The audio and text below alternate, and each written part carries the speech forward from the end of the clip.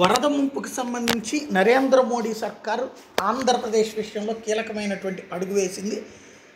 ఓ పక్కన ప్రత్యక్షంగా ఫ్లడ్ సిచ్యుయేషన్ని పరిశీలిస్తున్నామని ప్రకటించింది.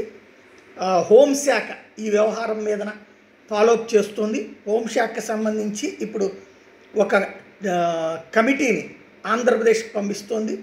అడిషనల్ సెక్రటరీ డిజాస్టర్ మేనేజ్మెంట్, అలాగే ఎంహెచ్ఏ అంటే హోంశాఖకి సంబంధించి మినిస్ట్రీ ఆఫ్ హోమ్ అఫైర్స్కి సంబంధించినటువంటి డిజాస్టర్ మేనేజ్మెంట్కి సంబంధించిన అడిషనల్ సెక్రటరీ నాయకత్వంలో ఒక బృందం ఆంధ్రప్రదేశ్కి రేపు రాబోతోంది.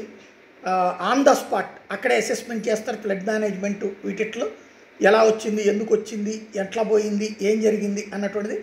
అలాగే రిజర్వాయర్ మేనేజ్మెంట్, బుడమేరుకి సంబంధించిన రిజర్వాయర్ ఏం జరిగింది, ఎట్లా జరిగింది అన్నటువంటిది వెరిఫై చేస్తారు. అలాగే డ్యామ్ సేఫ్టీ, ప్రకాశం బ్యారేజీకి సంబంధించి ఉన్నటువంటి అంశాన్ని పరిశీలిస్తారు. టోటల్గా వీటన్నిటి బేస్ చేసుకుని నరేంద్ర మోడీ సర్కార్కి రికమెండేషన్ ఇస్తారు. దాని ద్వారా ఫర్దర్ స్టెప్ మోడీ సర్కార్ తీసుకోబోతోంది.